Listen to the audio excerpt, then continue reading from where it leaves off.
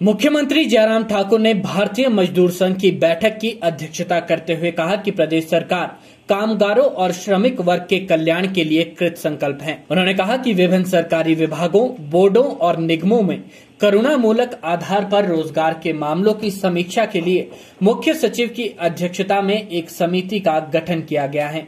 उन्होंने संबंधित विभागों को पंचायत वेटनरी सहायकों के नियमितीकरण के मामले पर उदारता पूर्वक विचार करने के भी निर्देश दिए। जयराम ठाकुर ने कहा कि राज्य सरकार ने अपने 4 वर्षों के कार्यकाल में दिहाड़ीदारों की न्यूनतम दिहाड़ी 210 रुपए से बढ़ाकर 300 रुपए प्रतिदिन की है, जिससे उन्हें मासिक 2700 रुपए का लाभ प्राप्त हुआ है। उन्होंने कहा कि प्रदेश सरकार ने औद्योगिक इकाइयों में कार्य करने वाले श्रमिकों को पर्याप्त और समुचित दिहाड़ी सुनिश्चित की है। सभी दिहाड़ीदारों को साप्ताहिक अवकाश भी प्रदान किया जा रहा है। जयराम ठाकुर ने कहा कि गत 4 वर्षों में प्रदेश सरकार ने आशा कार्यकर्ताओं की राशि में 1750 रुपए की बढ़ोतरी की है। उन्होंने कहा कि बीते 4 वर्षों में राज्य सरकार ने आंगनवाड़ी कार्यकर्ताओं के मानदेय में भी 2850 रुपए प्रति माह की बढ़ोतरी की है और आज उन्हें 7300 रुपए प्रति माह प्राप्त हो रहे हैं।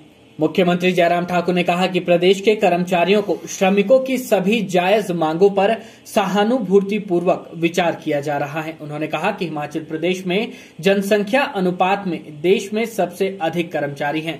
उन्होंने कहा कि कोविड महामारी ने पूरे विश्व की अर्थव्यवस्था को प्रभावित किया है और भारत और हिमाचल प्रदेश भी इसका अपवाद नहीं है। उन्होंने कहा कि महामारी के दौरान भारतीय मजदूर संघ ने स्थिति से निपटने के लिए प्रदेश सरकार को अपना रचनात्मक सहयोग प्रदान किया है।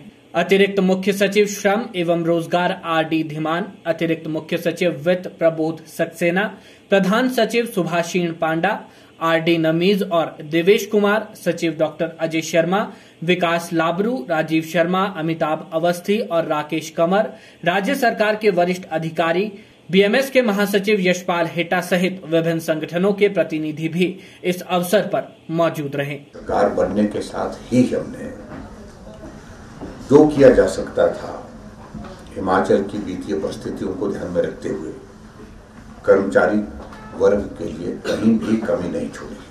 और ये भी सत्य है कि हर बजट में कर्मचारी वर्ग के लिए कुछ जगह अधिकार के रूप में और कुछ जगह उनके कार्य को देखते हुए, उनकी जटिलताओं, उनकी परेशानियों को देखते हुए, उनके जो प्रमोशन के इश्यूज थे, उनके सैलरी में डिस्पैरिटीज थी, उन सारी चीज़ों को ठीक करने के लिए समय समय पर हम बजट में भी सहयोग देते रहे और उसके अतिरिक्त अन्य जो भी हमारी बैठकें होती थी, जब भी हमारा कोई इस प्रकार का प्रस्ताव कर्मचारियों की ओर से आता था तो कैबिनेट में उस बारे में निर्णय लेते रहे।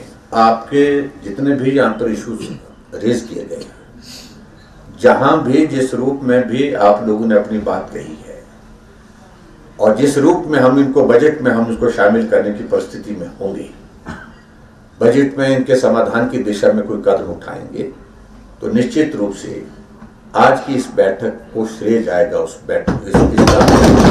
बजट हमारा 4 तारीख को है। कोई और सुझाव भी अगर आपकी दृष्टि से होंगे तो आप लिखित रूप से भी उनको हम तक पहुंचा सकते हैं। अभी 15 तारीख तक कोई सुझाव अगर जिनका कोई असर रहता है तो किसी वर्ग से संबंधित और जो करने के योग्य होगा तो उसको भी आप लिखित रूप से दे सकते हैं।